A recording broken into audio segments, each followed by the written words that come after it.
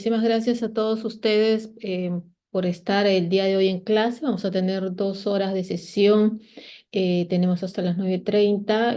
Si hay tiempo, terminamos antes para que puedan haber unas preguntas. La sesión pasada conversábamos, sin duda alguna, de los tipos penales que tienen que ver precisamente con la afectación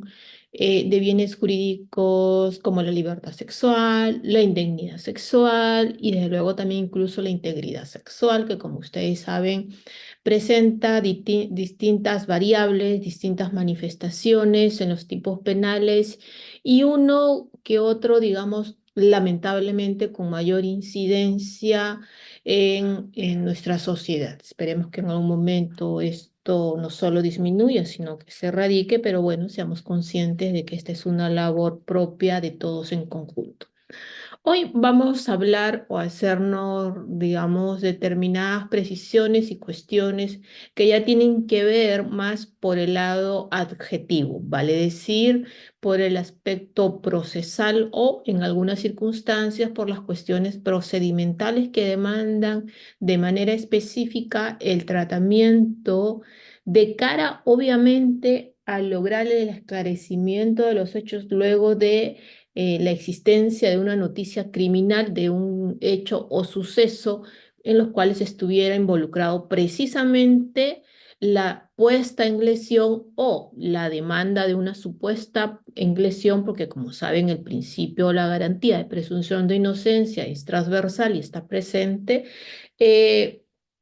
frente al proceso. Vamos a ser conscientes de la siguiente cuestión fundamental. Cuando hablamos, entre otros, de los tipos penales, precisamente como los de la que tienen que ver en esta incidencia de protección de bienes jurídicos, como la libertad sexual, la indemnidad sexual o la integridad sexual propiamente dicha, así como estos delitos de sangre o delitos de desaparición, por ejemplo, si bien obviamente como en cualquier proceso debe, porque esa es una garantía fundamental constitucional, digamos, respetarse con un carácter de inmaculado la presunción de inocencia, desde luego cobra vigencia a la par también el derecho a la verdad. Vale decir, este derecho que tiene como propósito no dejar impunes aquellos sucesos de carácter delictivo o, en todo caso, no hacer caso omiso a las denuncias o a las noticias criminal que dan cuenta precisamente de la comisión de algunos de estos hechos. Por tanto, como ustedes bien saben, y diría yo de la mano del artículo 44 de la Constitución, que es esta doble función o esta doble misión, si se quiere decir de ese lado, de cómo el Estado precisamente tiene que enfrentar en resguardo de los intereses de la sociedad, de un lado, dice el artículo 44, si bien asegurar la seguridad ciudadana, la paz o la tranquilidad social, también obviamente tiene el deber y la obligación de respetar y garantizar el pleno ejercicio de los derechos fundamentales. Por tanto, allí donde, por ejemplo, se suelen o estamos ante la supuesta comisión de un hecho delictivo, de un hecho punible, desde luego cobra vigencia exigirle al Estado precisamente que tiene que hacer todos los esfuerzos, no solamente de cara al esclarecimiento de los hechos y su inmediato procesamiento, sino también la consecución del objetivo final de este proceso, que no es otro, sino desde luego la determinación de la responsabilidad penal y con ello la sanción en caso, obviamente, se hubiera determinado al final de todo el procedimiento, en resguardo del debido proceso, que existen los medios suficientes y que se hubiera quebrado la presunción de inocencia. Pero todo ello siempre, como lo acabo de decir, de la mano del respeto inmaculado del debido proceso. Dicho sea eso, entonces, de carácter preliminar, cuando ya estamos ante la comisión o la supuesta comisión de un ilícito, ingresamos a todo el sistema de justicia penal y con ello, obviamente, al inicio del proceso penal en sus distintas etapas o en sus distintos momentos. Desde luego, cuando hablamos de tipos penales en los cuales están involucrados estos bienes jurídicos a los cuales hemos hecho mención, en específico para la clase de hoy, libertad sexual, indemnidad sexual, integridad sexual, es cierto que el proceso y el procedimiento de sobremanera en aspectos muy puntuales tienen ciertos matices. Tienen ciertos matices y diría yo sobre la base precisamente de resguardar en aras de no revictimizar a la víctima con los propósitos propios que debe demandar un proceso. Me explico. Desde luego, frente a estos bienes jurídicos, a fin de no generar esta revictimización, lo que se tiene que resguardar en aras de protección y de seguridad, que de lo obviamente hablamos cuando se trata de estos tipos penales, es, por ejemplo, resguardar también la identidad, la indemnidad y la imagen de la mano de lo que está consagrado en el artículo primero de la Constitución, que no es otro sino el derecho fundamental a la dignidad humana, resguardar ese aspecto. Por eso es que, por ejemplo, en los tipos penales en los cuales estamos mención, por lo general se suele denominar a las víctimas en clave, ¿no? No se especifican los nombres porque tiene como propósito específicamente resguardar esta protección inmaculada a su imagen, a su dignidad humana que reposa sobre ella, obviamente por el manto constitucional, y no se busca evidenciarlo. Es cierto, de hecho es conocido un caso reciente que yo me imagino que deben estar siguiendo el caso de una señora en Francia donde ella ha demandado, a contrario de este resguardo. De hecho, en nuestro país, por ejemplo, no solamente se establece la nominación en clave de las víctimas, sino que por demás las audiencias, como ustedes bien saben, no son públicas, ¿no? Son reservadas. De hecho, el artículo 357 del Código Procesal Penal que establece la publicidad de cara, si bien a la audiencia de juicio, pero es transversal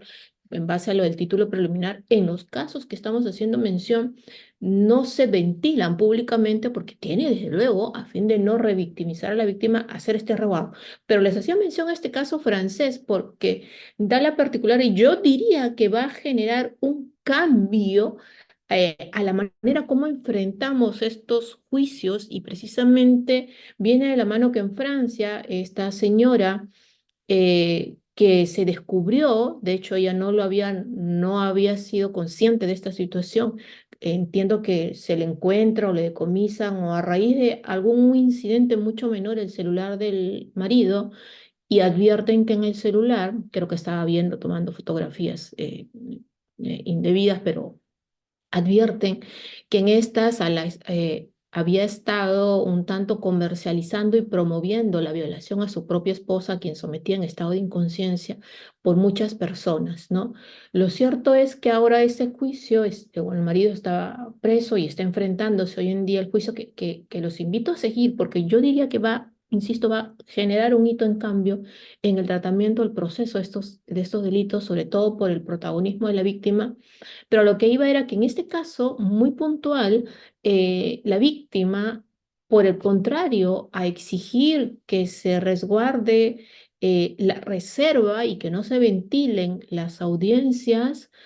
ha exigido y más bien ha establecido que tienen que ser públicas, pero va con un propósito, ¿eh? Va con un propósito porque el mensaje que ella quiere dar es precisamente el que no es la víctima ante este suceso tan abrumador, obvio, hay casos particulares, ante ese suceso tan abrumador como en ella, donde hay tanta prueba y tanta evidencia, no es la víctima la que tiene que estar escondida, la que tiene que esconderse, la que tiene que ocultarse, la que no tiene, no. Ella lo que yo es momento de transparentar y exigir justicia y que por tanto también se vea quién es el victimario. Entonces,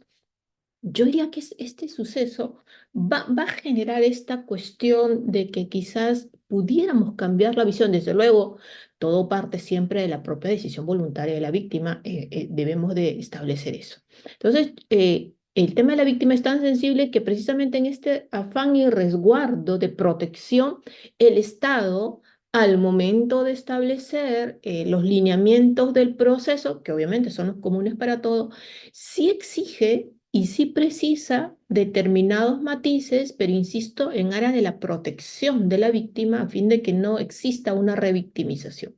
Por eso es que, como les decía, no solamente, y hablamos en términos generales, ya luego vamos a ingresar al detalle, se establece que no se les señalen con los nombres completos ni que se advierta, obviamente, alguna posibilidad que se desprenda. Hoy en día, más que en nuestro país, todo se filtra, sino por siglas, que las audiencias propiamente sean reservadas, que por ejemplo se consideren las entrevistas en cámara Gesell como prueba anticipada y que pudiera tener valor a fin de evitar la revictimización, que se le otorguen y se le den a la víctima determinadas medidas de protección, que la valoración a las pruebas gestadas en este tipo de proceso tengan un matiz especial. Todas parten por este núcleo, digamos, de deber que tiene el Estado precisamente de darle a la víctima esta situación de protección propia del Estado, en base al artículo 44, entre otros, de la Constitución, de resguardar y garantizar esto. Yo diría que hay un factor incluso de carácter fenomenológico, sociológico, si se puede decir, que también se persigue dentro de esto, más allá de los fines propios de prevención de la pena, sino también de fomentar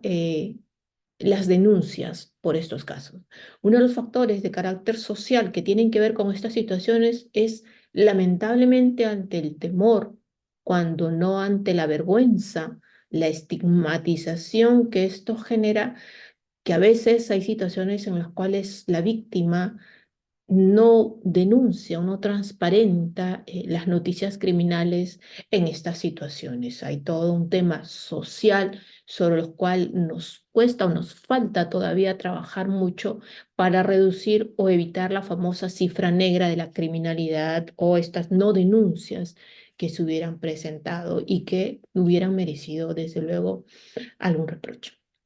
Dicho sea eso, entonces, una primera cuestión es tener presente que bajo este manto de protección garantista, obvio que le corresponde al Estado, el proceso en estos casos tiene un matiz, es cierto, estamos ante una investigación en sus dos manifestaciones, una preliminar y una preparatoria, la etapa intermedia, el juicio oral, pero en todo este desarrollo presenta matices. De hecho, la investigación yo diría que una de las etapas fundamentales en estos tipos es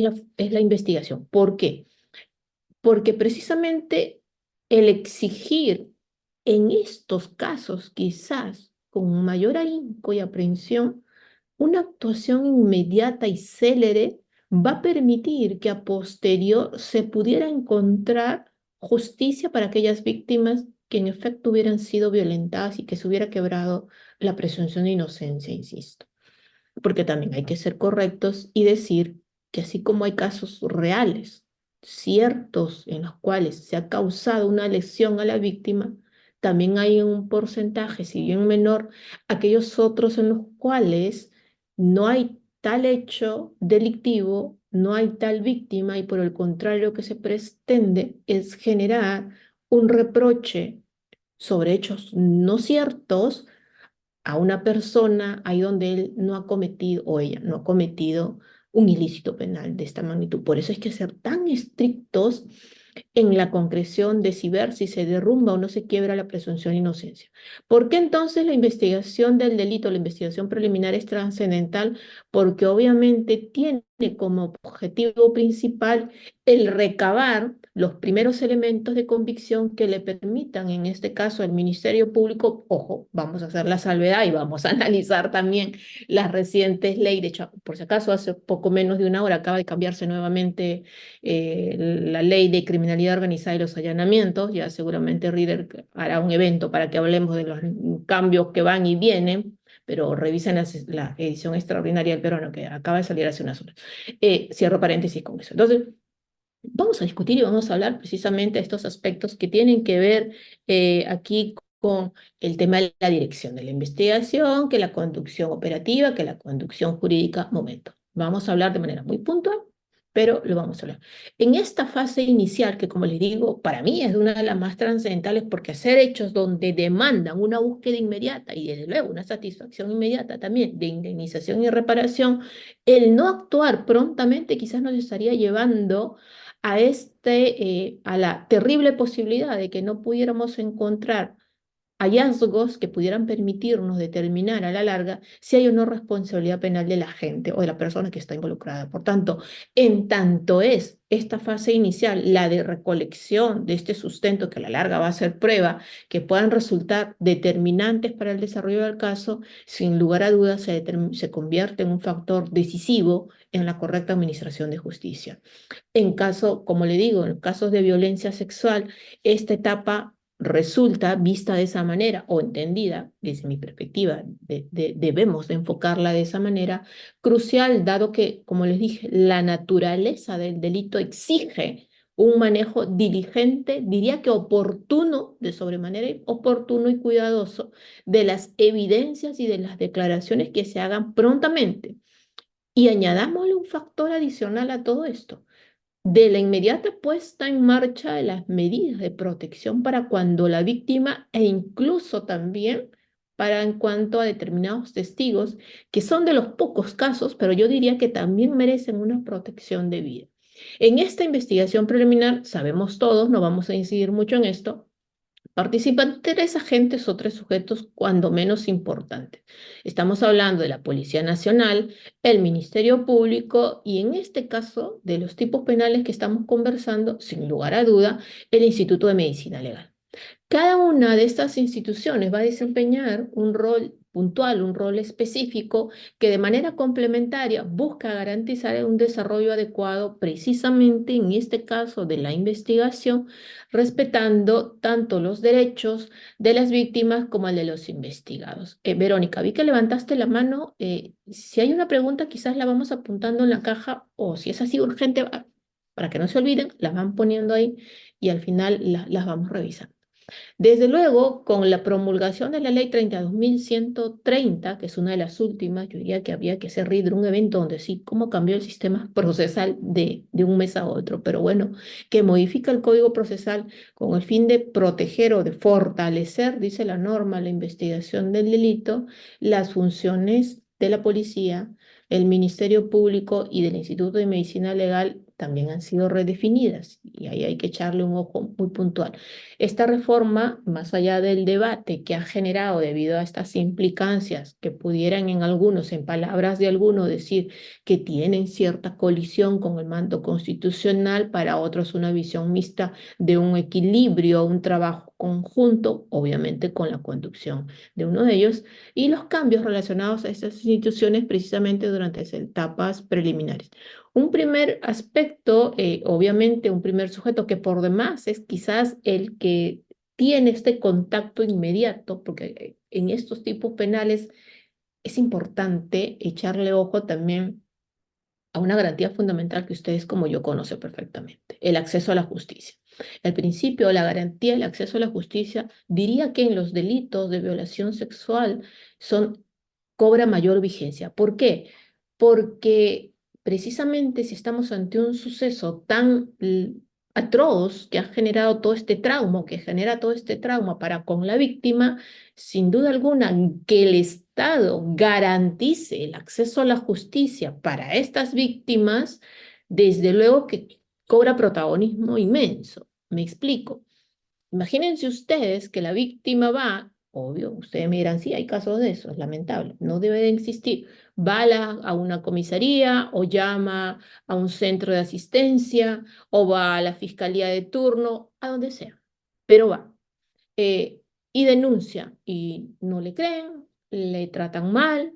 no la entienden, la estigmatizan, la ningunean,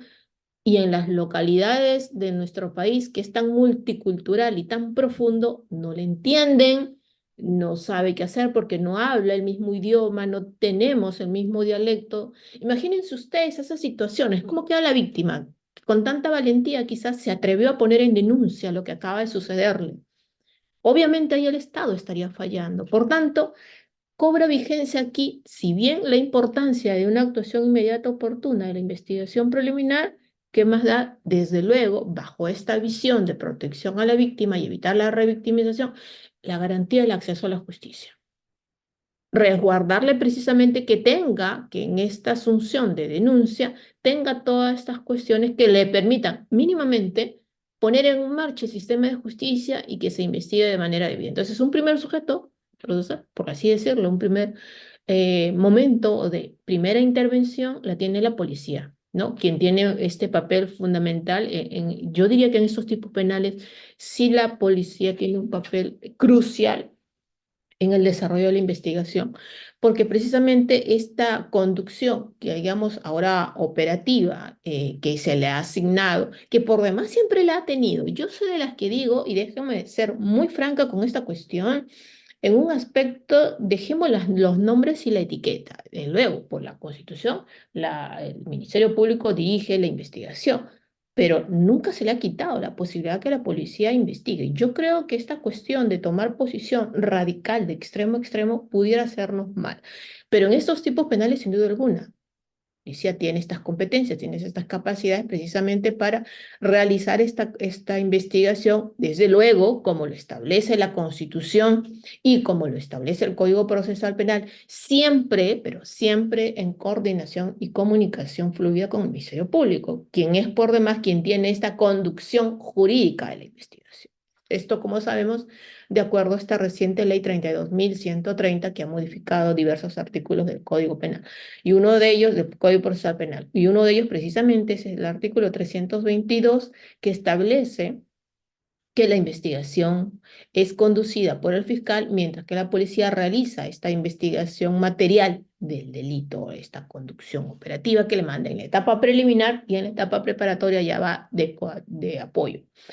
Dentro de esto, desde luego, va a actuar por iniciativa propia o el policía puede también a solicitud de la fiscalía sin necesidad en determinadas circunstancias, hay que decirlo, de la autorización judicial, pero de manera muy específica en aquellos actos que no revisten carácter jurisdiccional o en las cuales no entre a tallar la posible colisión con derechos. Una vez formalizada la investigación, lo dice la nueva regulación, el Ministerio Público puede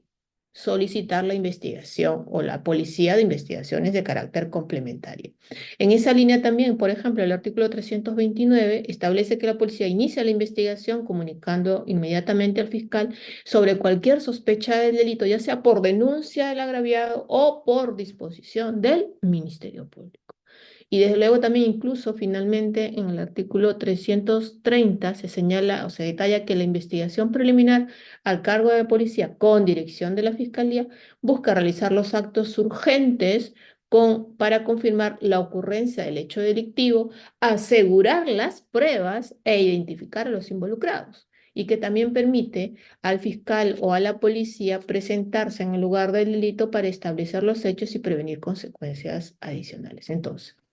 la policía en esto se encarga de esta recolección de pruebas, como lo dijimos antes, según la modificatoria, aunque ya estaba esta partecita, la identificación de los autores o partícipes y la preservación de la escena del crimen para evitar precisamente la alteración de las evidencias. Y en los casos puntuales de violación sexual, la actuación de la policía, lo dijimos antes, resulta fundamental, es vital desde el primer momento que toma conocimiento del hecho, ya sea por denuncia directa o por disposición. Esto va a permitir, por ejemplo, que en los casos de delito flagrante o cuando pudiera haber un detenido en investigación preliminar, se inicie precisamente en un plazo de 24 horas en situaciones como las que estamos hablando, feminicidio, secuestro, extorsión o terrorismo y criminalidad organizada. Si no hay detenido ni flagrancia y se tratan de otros tipos penales, el plazo será entonces de 48 horas, durante las cuales se va a indagar a través de la policía para verificar la imputación y nuevamente, sobre manera esto es puntual, para reunir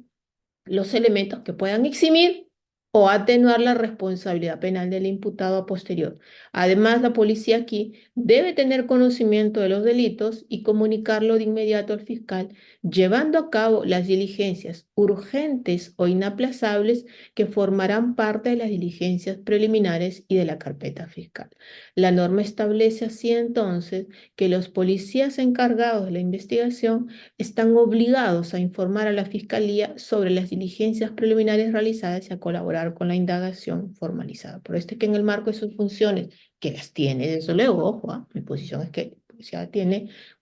no hay que negarle las condiciones y las capacidades técnicas, puede recibir declaraciones de los presuntos autores o partícipes del delito con la presencia, eso sí,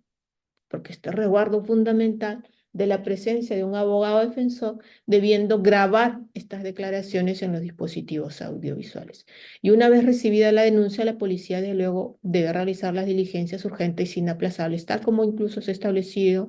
en la casación 528-2018 nacional. De esta manera, entre las tareas que la policía desarrolla en esta etapa de manera oportuna, de manera inmediata, de manera objetiva, es la identificación y la detección del presunto autor del delito, la recopilación de pruebas materiales como objetos, registros, huellas o precisamente también, y este es otro componente adicional que estaba olvidando, la elaboración de informes policiales, o sea, y las pericias, ¿no? La remisión inmediata de que se realicen las certificaciones o los informes periciales y también, sin lugar a duda,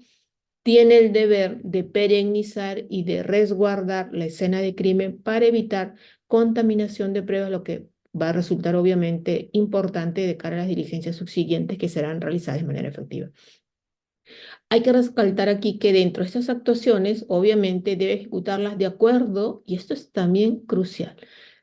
Así como el fiscal se le exige un criterio de objetividad y actuación bajo un manto del criterio de legalidad, desde luego que la policía también lo tiene. Desde luego que sí lo tiene, garantizando qué cosa, los derechos del investigado y también de la víctima. Tengan ustedes en cuenta que el artículo primero del título preliminar de la Constitución habla de la garantía fundamental de la igualdad, ¿vale? Es decir, esta posibilidad de exigencia de que ambas partes, imputado y víctima, tengan las mismas condiciones y las mismas posibilidades, no solamente de actuación y reclamo, sino también de tratamiento y de exigencia que tienen que hacer dentro del proceso. Por eso es importante que se resguarde este principio. Y yo diría que incluso ahora que la cuestión, al menos en la preliminar, se desprende de cara a que la policía realice estas investigaciones,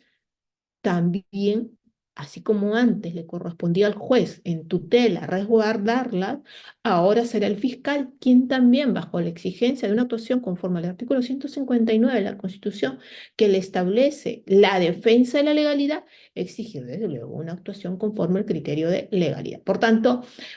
tanto la policía va a elevar su informe en este contexto al Ministerio Público, la cual va a contener, como ustedes bien saben ahora, los antecedentes que mantuvieron la intervención, la relación de las diligencias que se han efectuado, precalificaciones de los delitos que no están vinculantes, pero precalificaciones, así como los grados de la presunta autoría o participación y desde luego también el análisis de los hechos investigados y las conclusiones respectivas que justifiquen. Ahora, la casación, por ejemplo, 138-2022 Cusco, ha establecido que existen casos de delitos sexuales en los cuales incluso la policía puede realizar diligencias urgentes e inaplazables, que es lo que se denomina estas diligencias prevencionales, ese es el nombre que adquieren, diligencias prevencionales, en que la policía actúa por iniciativa propia. ¿Por qué? Porque precisamente tiene que garantizar de manera inmediata esta cuestión y está autorizada a practicar, por ejemplo, y esto lo establece, por si lo quieren ver y leer en el fundamento séptimo del recurso de casación 138-2022 Cusco, y dice incluso la Corte Suprema que aquí dentro de estas diligencias prevencionales está autorizada la policía a practicar el registro, el recojo y la conservación de los objetos e instrumentos relacionados con el delito, esto es, en los casos de delito flagrante, conforme al artículo 67 y 68 del Código Procesal Penal, en los cuales estas diligencias, como bien lo saben, por su propia naturaleza prevencional, no son diligencias realizadas por comisión, no requieren entonces de la perspectiva necesaria de la indicación del Ministerio Público. Obvio, todo con sustento y una vez realizados, una vez o al momento de ejecutarse, tendrán que ponerse en conocimiento mínimamente del Ministerio Público. Tampoco es que estén actuando sin más. Una vez mencionada entonces la labor de la policía, desde el lado del Ministerio Público en su calidad de titular del ejercicio de la acción penal, porque el artículo 159 le establece esta potestad, este es el órgano, como ustedes bien saben, encargado de la conducción jurídica de la investigación preliminar a propósito de la reciente modificación de la ley 32.130. El fiscal, como representante del Ministerio Público, es quien debe determinar aquí si es que existen indicios suficientes para iniciar un proceso penal formal en contra del investigado. Porque va a tener que, o sea, quien emite la disposición de inicios preliminares siempre va a ser el fiscal. Esa es una cuestión que normativamente le corresponde y motivadamente, conforme al artículo 122 del procesal constitucional, tiene el deber de motivación. Y desde luego, de cara a la garantía del derecho de defensa, una primera cuestión central tendrá que ser la de determinación del hecho imputado en resguardo precisamente al principio de imputación necesaria. Garantizando qué cosa además, artículo primero del título preliminar, la igualdad de armas entre víctima y defensa. Además, desde luego, es el responsable de dirigir las acciones, obviamente teniendo este conocimiento jurídico de las acciones o disposiciones que pudiera realizar el ministerio, perdón, la policía, para asegurar el respeto de los derechos de las personas que pudieran estar involucradas. Durante esta fase, el fiscal tiene la facultad de definir la estrategia jurídica de la investigación, mientras que, como se mencionó en el apartado anterior, la policía se va a encargar de la estrategia operativa, coordinando ambas instituciones de manera conjunta para asegurar qué cosa, la eficacia de las diligencias. Si ustedes se dan cuenta, la labor de ambos, policía y Ministerio Público, es fundamental, es crucial, es crucial. Yo siempre parto de la idea que son un binomio que tiene que trabajar enlazadamente en las áreas de sus competencias y de luego, no es que es cuidar, bajo la conducción por mandato constitucional, jurídica o no jurídica, pero conducción del Ministerio Público y la conducción operativa dentro de la investigación preliminar que le corresponde obviamente a la policía.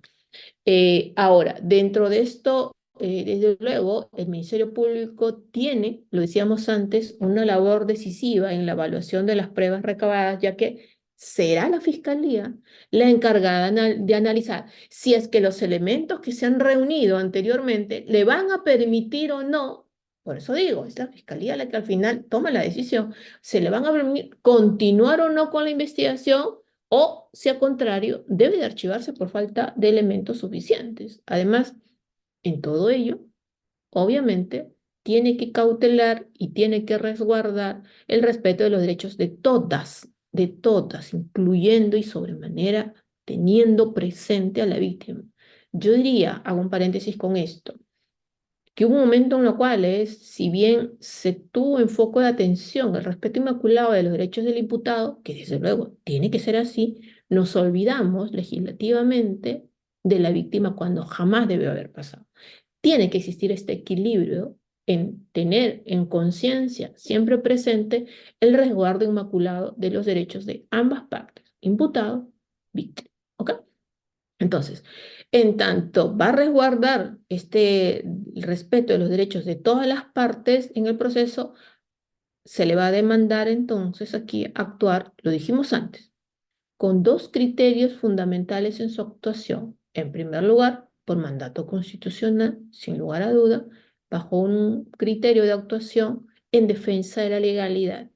Y con ello, o de la mano de ello, se le exige una actuación en base al criterio de objetividad, vale decir, sin tomar partido por uno o por otra de las partes, porque su actuación, así como para los jueces es imparcial, para el fiscal es objetivo, ¿vale? Sí, tiene que ser neutral y debe tener un único propósito que en verdad la finalidad de la investigación la seguimos encontrando en el artículo 321 y eso no ha cambiado. La finalidad de la investigación no es otra, sino encontrar elementos de cargo o elementos de descargo que permitan al fiscal decidir si continúa en estos temas a fin de determinar la responsabilidad penal del autor o, al contrario, archiva identificando el factor de no responsabilidad del autor. Actúa en ambos objetivos, no con uno solo de ellos, no con uno solo. Obviamente es el fiscal el sujeto legitimado aquí para solicitarle al juez determinadas medidas restrictivas en contra del investigado, si no hay flagrancia, detención preliminar, prisión preventiva, o también los allanamientos, las incautaciones, las intervenciones telefónicas y todo lo que sea absolutamente posible y necesaria de cara al resguardo de la concreción, de la evidencia y la determinación en la búsqueda de la verdad como fin del proceso. Finalmente, el Instituto de Medicina Legal, desde luego, en estos tipos penales va a jugar un papel crucial en la investigación preliminar, sobre todo aquí en los casos en los que se requiere la realización de peritajes o de informes, análisis médicos, psicológicos o forenses. Su intervención aquí va a resultar o resulta clave para propiciar informes técnicos que permitan sustentar precisamente la hipótesis delictiva que pudiera hacer el fiscal al momento de decidir si continúa o no continúa con el ejercicio de la acción penal. Dentro del Ministerio Público, el Instituto de Medicina Legal y Ciencias Forenses, entonces, cobra un papel crucial en la determinación del esclarecimiento de los tipos penales referidos o de carácter sexual. Este órgano desconcentrado se encarga de realizar, como ustedes bien saben, los análisis, los diagnósticos técnicos y científicos en personas vivas, cadáveres, restos humanos y muertes. Sin cadáveres, lamentablemente, hay un porcentaje terrible de víctimas de violación sexual que no llegan con vida. De esta manera, esta institución lleva a cabo los peritajes y las investigaciones forenses, además de emitir, como ustedes conocen, dictámenes técnicos científicos en el ámbito de la medicina legal y las ciencias forenses, apoyando de esta manera, con esta labor tan importante, la administración de justicia. También, desde luego, ofrece el asesoramiento especializado a la Fiscalía, el sistema judicial y otras entidades que colaboran en la justicia. De esta manera, como lo dice el profesor San Martín Castro, este tipo de pericias realizadas, digamos, al ser realizadas por un ente institucional, debe ejecutarse con mayor objetividad y acierto posible. Lo que debe, en este caso, se debe por la clase de prueba, digamos, inmediación en los elementos objetivos o aparatos científicos utilizados y la cualificación técnica de los organismos y a las personas, precisamente habilitadas aquí, que los emiten quienes por lo común integran una carrera judicial o son adscritos a lo mismo. Sobre estas funciones que tiene este Instituto de Medicina Legal en casos de violación sexual de menores de edad, por ejemplo, la especialización requerida para los profesionales, en este caso, en este sector, en el tratamiento de niños, porque estamos hablando de niños, niñas, adolescentes, víctimas, se justifica en la particularidad de sobremanera de la investigación relacionada con delitos sexuales. En estos casos es fundamental llevar a cabo exámenes y evaluaciones físicas y psicológicas que son altamente invasivas con el objeto de obtener pruebas sobre el delito y sobre los posibles autores. Además, en estos casos, este objetivo o digamos estos exámenes permiten identificar si la víctima ha sufrido daño físico y psicológico o psicológico, los que puede llevar a que necesariamente y de manera urgente sean derivadas a otras instituciones. ¿Para qué? Obviamente, para recibir el tratamiento y la atención inmediata, la atención profesional que sea adecuada. Por ello es que en este contexto los profesionales del Instituto de Medicina Legal al abordar los casos precisamente de violación sexual que involucran a menores, deben llevar a cabo, entre otros, cuando menos se establecen dos acciones necesarias. Una primera, es decir, le tendrá que hacer una evaluación integral médico-legal, y una segunda es la declaración de los niños, niñas y adolescentes. Vayamos a lo primero de manera muy concreta. Esta evaluación íntegra de carácter médico-legal, que es conocida también como el reconocimiento médico-legal, es un procedimiento que ha sido diseñado para proporcionar de manera inmediata y precisa, obvio, hallazgos y pruebas periciales que sustenten las conclusiones médicos legales sobre la posible comisión del delito contra la libertad sexual. Además, busca con ello revelar información que ayude a esclarecer las circunstancias relacionadas, sin lugar a duda aquí, no a otro concepto, sino al de agresión sexual. Y precisamente esto ustedes pueden encontrarlo en la guía médica legal de evaluación física de indemnidad sexual, que está regulada en el Instituto de Medicina Legal. Y el desarrollo, precisamente el desarrollo de esta actuación a cargo de los médicos legales se encuentra regulada, como lo digo, en esta guía de evaluación, o al menos la última versión 2012. Segundo punto, que es el que está referido a la declaración de los niños, niñas y adolescentes, que como ustedes saben es conocida como la entrevista única, tiene como finalidad obtener el relato de la víctima sobre los hechos que está denunciando o los hechos que se han denunciado en un entorno, o un entorno que sea seguro y que le transmita y que le dé confianza. Esta entrevista, desde luego, es desarrollada por un psicólogo del Instituto de Medicina Legal, quien actúa como facilitador. Ese es el rol que tiene, como facilitador, y debe poseer, sin lugar a duda, estos conocimientos teóricos y técnicos necesarios para realizarla. Se efectúa en la cámara GESEL o en la sala de entrevista única, en caso en que la persona pudiera no estar disponible. Este procedimiento está regulado en la guía de procedimiento para la entrevista única de niños, niñas y adolescentes víctimas de abuso sexual, explotación sexual y otras con fines sexuales, publicada en el 2012. Como vemos entonces, y se están dando cuenta, es esencial que los profesionales que interactúen con la víctima de violencia sexual estén constantemente capacitados para asegurar la protección de sus derechos fundamentales en línea, precisamente, si hablamos de menores, en línea del principio del interés superior del niño. Hay que destacar aquí que el enfoque para tratar a un niño, a una niña, a un adolescente víctima debe ser totalmente distinto al tratamiento al adulto en situaciones que pudieran resultar similares, ya que el riesgo, lo dijimos al inicio de esto, el riesgo de revictimización puede afectar más insidiosamente, más gravemente, precisamente a los menores de edad. Así es. Entonces, de hecho el Comité de Derechos del Niño en la observación general número 13 del año 2011 estableció que la investigación en los casos de violencia notificados por el niño, un representante del niño o un tercero incluso debe estar a cargo de profesionales cualificados que hayan recibido formación amplia y desde luego formación específica para ello, y debe obedecer a un enfoque basado en los derechos del niño, niño, adolescente y en sus necesidades. Sobre todo pensando en las necesidades más allá del momento terrible que puede estar pasando, de la complejidad también en atención a la edad que tiene. De hecho, el artículo 199 y el artículo 200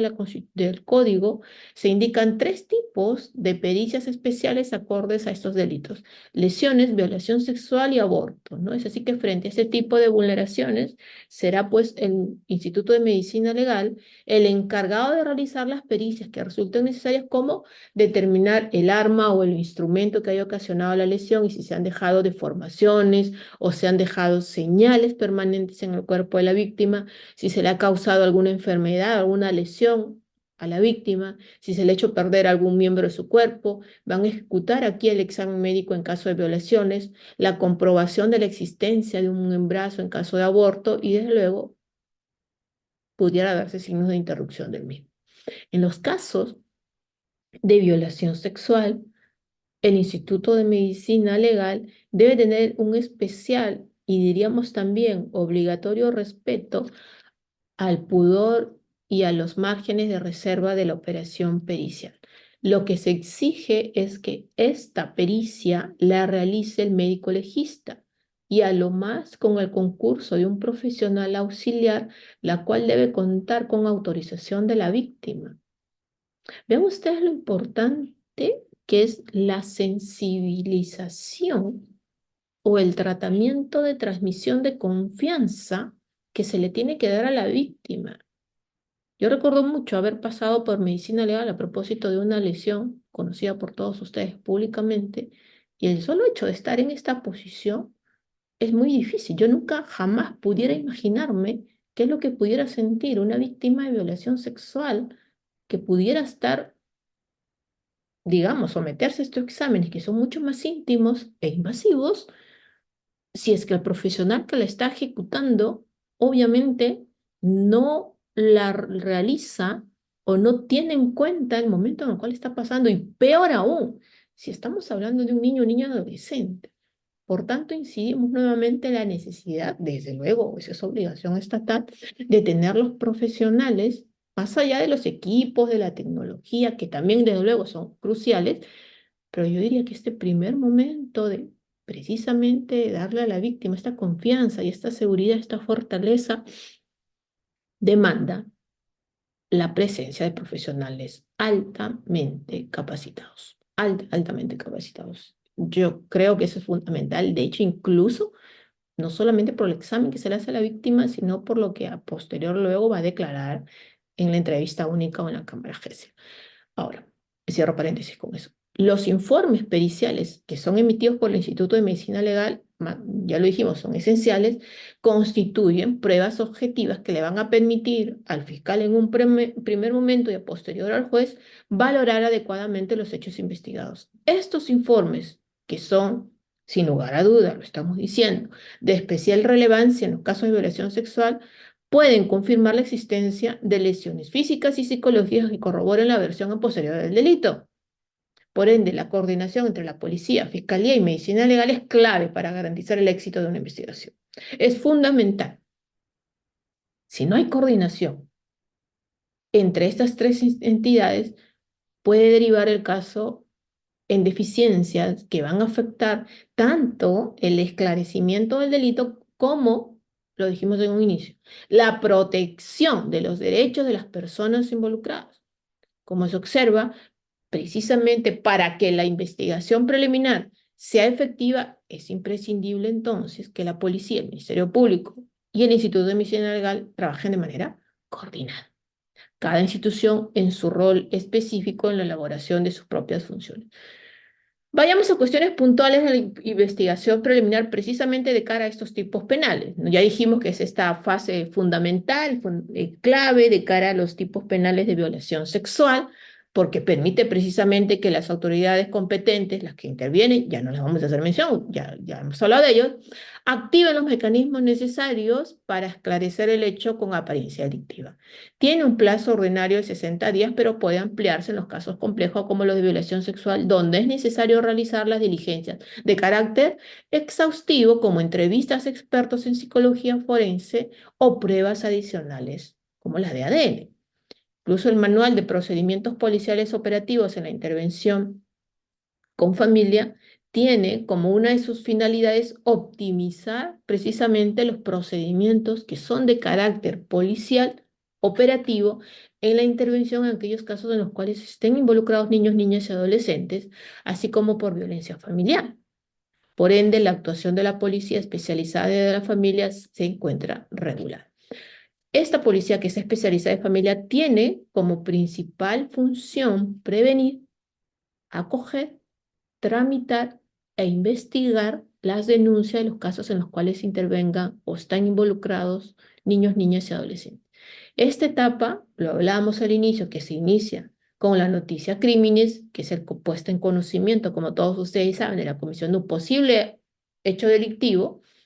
puede llegar de distintas formas, sea por una denuncia directa de la propia víctima, por un tercero que ha tomado conocimiento del hecho, o por el descubrimiento directo por la policía o por el Ministerio Público. Por lo general, o es por la propia víctima o por terceros. La investigación preliminar incluso dentro de este contexto puede iniciarse de oficio. En el contexto de las violaciones sexuales, la denuncia aquí es fundamental. Ya lo dijimos antes, es fundamental. Dada la naturaleza de estos delitos, que a menudo Brian está levantando la mano, si pudieras poner tu pregunta en la caja y luego la vemos, encantada. Dada la naturaleza de estos delitos que a menudo implican víctimas vulnerables, es vital desde luego que el proceso de denuncia y las investigaciones preliminares se conduzcan de manera diligente y con una perspectiva de protección de la víctima. Nuestro ordenamiento procesal establece tres tipos de denuncias: la denuncia facultativa, la denuncia obligatoria y la denuncia no obligatoria. Estos tipos son especialmente relevantes para los casos de violación sexual debido precisamente a lo que estamos conversando, a la sensibilidad y a la necesidad de salvaguardar los derechos tanto de la víctima como del denunciado. Vamos a lo primero, la denuncia facultativa. Cuando hablamos de la denuncia facultativa en los casos de violación sexual, cualquier persona puede presentar una denuncia precisamente si es que tiene el conocimiento del hecho. Porque dado que precisamente la acción penal, o mejor dicho, hablemos con propiedad, el ejercicio de la acción penal de estos tipos penales es pública. Entonces, a pesar de que no existe aquí una obligación legal para hacerlo, el hecho de que estos delitos suelen permanecer ocultos por temor, por venganza, por miedo, hace que la denuncia de un tercero sea muchas veces la única vía para activar el proceso penal. A cambio de ello, o a contrario de ello, la denuncia obligatoria va a recaer en aquellos profesionales, médicos, educadores y funcionarios públicos, quienes sí están obligados a denunciar si es que toman conocimiento de un caso de violación sexual en el ejercicio de sus funciones. Ellos tienen esta obligación. Este tipo de denuncias, como ven, es fundamental en situaciones en las cuales de sobremanera la víctima es un menor de edad o una persona con capacidades diferentes, quienes podrían precisamente no estar en las condiciones, por no tener el desarrollo evolutivo aún, no estar en capacidad o no tienen el conocimiento necesario para denunciar por sí mismas. Entonces, en estos casos en los cuales profesionales médicos, educadores o funcionarios públicos tengan conocimiento de estos hechos, por su ejercicio de sus funciones, tienen la obligación de denunciar. El último de ellos, la denuncia no obligatoria. Si bien el código exime a determinadas personas, como el cónyuge o los parientes cercanos, de la obligación de denunciar, incluso en los delitos graves, en algunos tipos graves, sin embargo, entenderán ustedes, o al menos esa es mi posición, que esta excepción no aplicaría o no debería de aplicar en los casos en los cuales estamos hablando de violación sexual, mucho menos en los casos donde la víctima es un menor de edad a una persona vulnerable, porque lo que está en juego ahí es el interés superior de la víctima o del niño, que en muchos casos lo es, y es lo que tiene que primar. Entonces, responderá obviamente a la concepción propia que tengamos. Una vez recibida esta denuncia, la policía se encarga de esta investigación preliminar, se va a responsabilidad de realizar aquí las diligencias preliminares, y esta diligencia, como lo dijimos antes, suele incluir la recopilación de pruebas periciales, como exámenes médicos legales, entrevistas a las víctimas y testigos, así como la preservación de cualquier evidencia física o digital. En esta etapa es esencial el resguardo de la integridad, y yo diría que en todo el proceso, pero aquí es sobremanera porque es el momento inicial donde se le tiene que dar seguridad y confianza a la víctima, de asegurar la integridad y el bienestar de la víctima, evitando cualquier revictimización durante las actuaciones procesales. Por ello es que la policía tiene el deber de actuar de manera inmediata ante esta noticia criminal, especialmente donde, desde luego, los hechos denunciados constituyan una amenaza directa para la seguridad de la víctima. Ustedes imagínense, ¿no? Estas acciones que son de carácter urgente e inaplazable, como la toma de declaraciones preliminares o la protección de la escena del crimen, resulta esencial para garantizar que los elementos materiales de la prueba no sean, obviamente, ni alterados y mucho menos sean destruidos. No obstante, estas actuaciones siempre darse, lo dijimos antes, en esta coordinación con el Ministerio Público, quien tiene la conducción jurídica de la investigación, que tiene la responsabilidad de garantizar que las pruebas obtenidas se ajusten a los parámetros legales y respeten los derechos procesales de todas las partes. En los casos de violación sexual, el fiscal debe de actuar con especial celeridad no solamente para evitar la impunidad, sino también para proteger a la víctima de posibles represalias o traumas adicionales. De hecho, el artículo 334 del Código faculta, como ustedes bien saben, la posibilidad de decidir si un hecho denunciado amerita o no amerita la formalización de investigación preparatoria, la cual implica de sobremanera una valoración, si bien inicial, de los hechos para determinar si constituyen hechos penalmente relevantes. En el caso de las violaciones sexuales, si bien el principio es investigar estos hechos con mayor diligencia posible, es necesario, desde luego, y eso somos conscientes muchos, que el fiscal evalúe si existen suficientes elementos que justifiquen, si bien el inicio, cuando no, también la continuación de la investigación. En esta etapa, obviamente, el fiscal puede optar por archivar la denuncia si es que llega a determinar que no hay indicios suficientes de delito o no, o si existen causales de extinción de la acción penal como la prescripción o el fallecimiento del autor. Sin embargo, en los delitos de violación sexual, dada precisamente la gravedad de los actos y su profundo impacto de la víctima, es menos común en todo caso que la fiscalía archive las denuncias liminarmente y no avance mínimamente a un análisis de estos hechos, ¿no? Incluso conforme lo ha establecido el Tribunal Constitucional en el expediente 10.076, 2005 amparo, el derecho en que en este caso, si bien no existe el derecho a que todas las denuncias se presenten sean penalmente perseguibles, en los delitos, lo decíamos al inicio de la clase, en los delitos contra la libertad sexual, en los delitos de sangre, en los delitos de desaparición, cobra vigencia también el principio del derecho a la búsqueda de la verdad. Suma esta investigación preliminar en el contexto, por tanto, de los delitos sexuales, constituye un mecanismo esencial de protección de las víctimas y la preservación de sus derechos. Vayamos a hablar ahora, dentro de este contexto, de algunas cuestiones fundamentales que tiene a su cargo, que debe tener a su cargo la Fiscalía. Según el reglamento del Ministerio Público, este tiene como una de sus funciones generales representar a la sociedad o en los procesos judiciales a la sociedad. Y esto está obviamente en el artículo 159 de la Constitución. No es algo que recién haya salido del reglamento. Está en la Constitución y para los efectos de defender, y esta sí es la precisión que se hace aquí, la familia, a los menores o los incapaces y el interés social. Así que obviamente bajo esta nueva calificación o participación del Ministerio Público, a quien se le asigna en la preliminar la conducción jurídica y la conducción en general en sí por el mandato constitucional, en las preliminares, el fiscal siempre deberá actuar bajo los siguientes principios que rigen, que digamos deben de tenerse en consideración. Y algunos hemos hablado de ellos. El principio de conducción, que es esta quien debe guiar la labor. En este reglamento se precisa que la fiscalía tiene, desde luego, como corresponde, guiar la labor de la policía en la investigación, desempeñando este criterio orientador respecto a las exigencias, formas y parámetros legales para poder probar los nexos entre el delito y el presunto autor,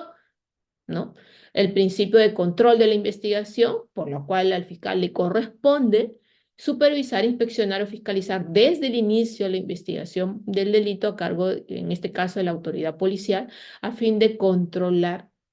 dentro de la exigencia del resguardo, el principio de legalidad que tiene, su regularidad y legalidad y preservar su eficacia.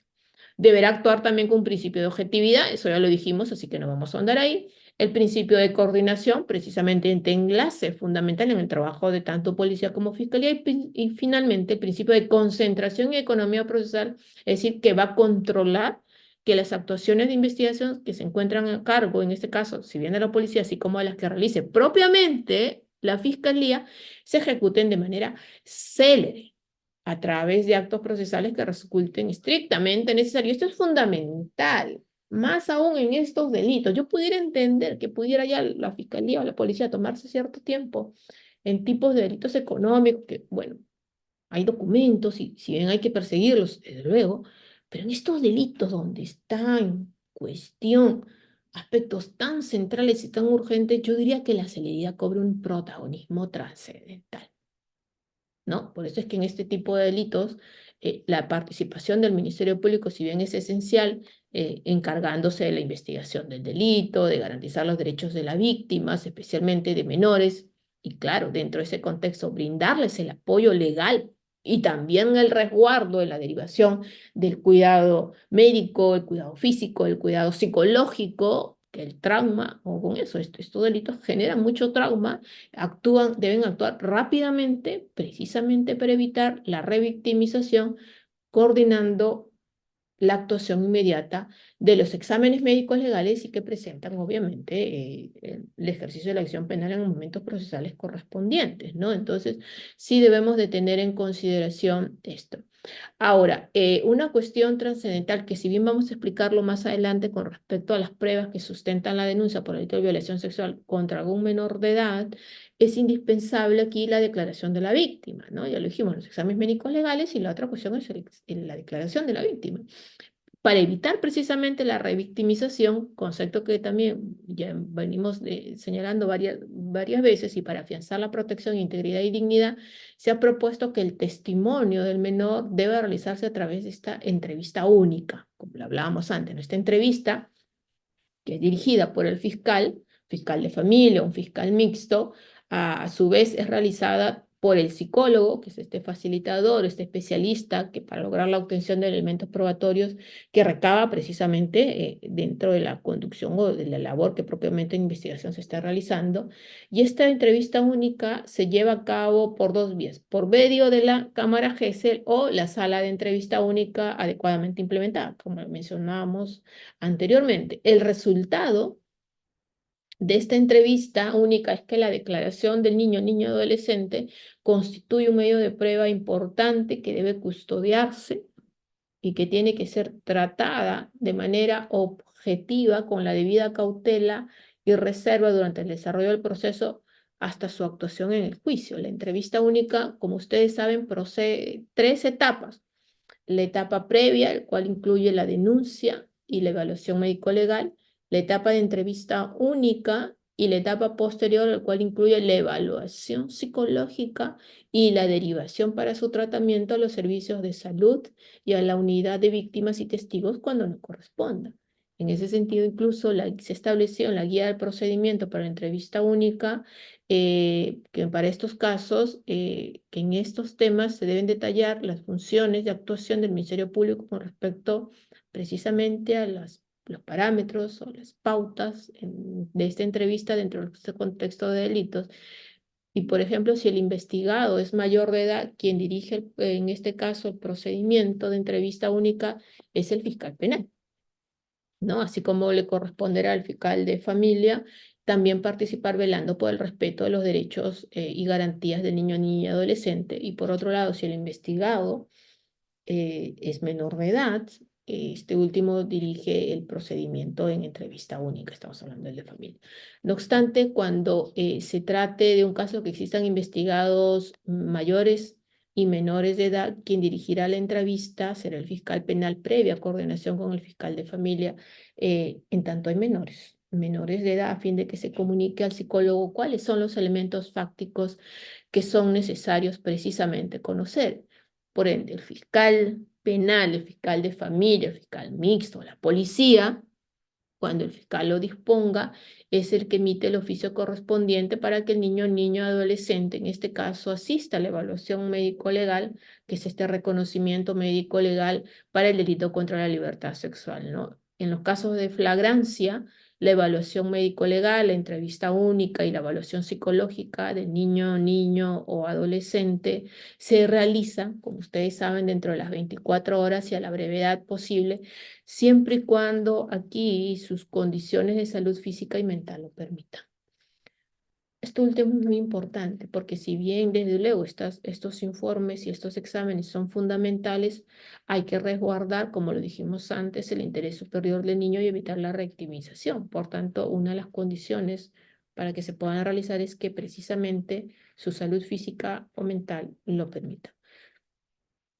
Con ello, entonces, hay que destacar que los sujetos que se encuentran y concurren, en todo caso, a la entrevista técnica serían el niño o niña adolescente, obviamente,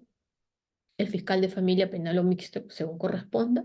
los padres o responsables del niño o niña adolescente, el abogado defensor del niño o niña adolescente, el abogado defensor público o privado del investigado y la policía cuando así se disponga. Es necesario destacar por demás que existe, como ustedes bien saben, un programa de asistencia de víctimas y testigos, los cuales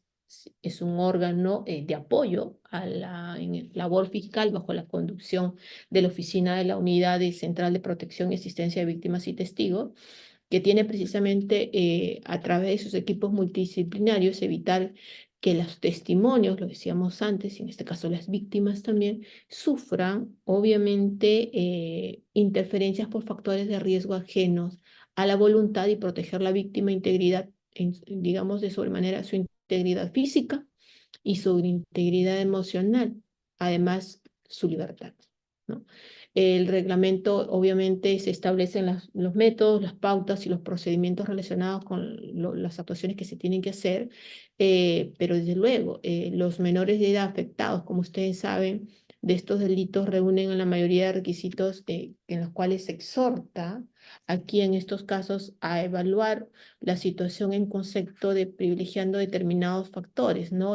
Si se valora la condición de víctima, por ejemplo, se cumplen que se tratan de menor de edad, se debe determinar la naturaleza del delito, los tipos penales sexuales que se encuentran de estos de aquí, precisamente para evitar la revictimización, ¿no? Desde luego se establecen también las medidas asistenciales y se identifica un equipo multidisciplinario que precisamente va a apoyar la labor del fiscal en este contexto. eh, Vamos entrando en un tema del procedimiento y sobre todo, que yo creo que esto es importante, los derechos de la víctima y del investigado, porque como dijimos, el artículo primero habla aquí del principio de igualdad. Los derechos de defensa, tanto de la víctima de violación como del investigado, son fundamentales en cualquier proceso y deben de ser respetados y garantizados para asegurar un juicio que sea justo y especialmente aquí cuando se trata de delito tan grave como la violación en todas sus formas. Estos derechos implican una gama de manifestaciones, como ustedes saben, el derecho de defensa no se agota con tener un abogado, ¿eh? El derecho de defensa, yo diría que es uno de los que comprende un abanico de manifestaciones de derechos, desde el conocimiento de los cargos, el acceso a la carpeta, el conocimiento de la carpeta, la determinación de los lineamientos básicos, el traslado correspondiente, la oportunidad de participar en los actos de investigación, la oportunidad de oponerse a actos de investigación. Una gama de manifestaciones que no se agota, insisto, en el derecho penal, en el derecho de defensa material, que es la designación de un abogado defensor. No se agota ahí. Entonces, surge aquí, obviamente, el resguardo mayor, porque estamos hablando de garantizar la dignidad y los derechos de la víctima y los derechos del investigado con el objeto de garantizar que se respeten los principios del debido proceso y la presunción también de inocencia, no hay que olvidarse eso. Cuando hablamos de la víctima, obviamente lo que estamos haciendo mención o a los derechos que debemos de tener en consideración en este caso tienen como objetivo principal, de hecho ya nos hemos dado cuenta de eso y lo venimos repitiendo, resguardar su integridad física, psicológica y emocional y que permita darle la confianza y la seguridad de su participación activa en el proceso. En primer lugar, entonces, los derechos de la víctima de violación sexual aquí están orientados, como lo dijimos, en resguardar su integridad física y psicológica, además de garantizar su participación. La víctima tiene derecho a una protección integral, sí, a una protección integral, tanto física como psicológica, y este derecho está regulado en el artículo 248 del Código Procesal Penal. Ello mismo se corresponde con el artículo 95, el numeral 1, donde se establece que el agraviado tendrá como uno de sus derechos a recibir un trato digno y respetuoso por parte de las autoridades competentes y a la protección de su integridad, incluyendo la de su familia. Además que resulta en este tipo de delitos, obviamente, resguardar, lo dijimos al inicio, su identidad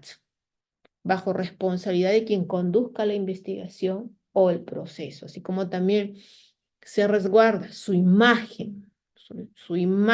la identidad del menor, tal cual lo establece el artículo 149, inciso segundo del Código, que regula la prohibición de publicación de las actuaciones judiciales. O sea, que muchas veces no hacen caso y filtran. En el caso de los delitos de violación sexual, lo dice, por favor, exigir siempre, y si no tutela, y para quienes son fiscales, aquí garantía fundamental, resguardar identidad, imagen, integridad de las víctimas de violación sexual. Pueden haber desde quejas, denuncias y tutelas en carácter procesal. Si la víctima se encuentra, desde luego, en una condición de indefensión o recibe amenazas, el fiscal o el juez, dependiendo del momento, están facultados para dictar medidas de protección, tales como la protección familiar, o, perdón, protección policial, o, dependiendo de las circunstancias, el cambio de domicilio precisamente para salvaguardar la vida y la integridad de la víctima. ¿Okay? En segundo lugar, la víctima tiene el derecho a no revictimizarse, a la no revictimización. La revictimización consiste en que una persona cuyos derechos han sido vulnerados acuda a las autoridades a las cuales tienen su denuncia para pedir su tutela, pero la respuesta que brinda precisamente el sistema se hace por medio de que la víctima reviva la situación traumática que atravesó. La víctima tiene que ser tratada con dignidad y el respeto, en este caso, de ello en todas las etapas del proceso. Se tiene que evitar cualquier trato que la pueda exponer, en este caso, un sufrimiento innecesario, como interrogatorios totalmente invasivos, innecesarios, saturados. Las autoridades por ello lo que tienen que hacer es garantizar que las actuaciones, en este caso, minimicen el impacto psicológico del proceso sobre la víctima.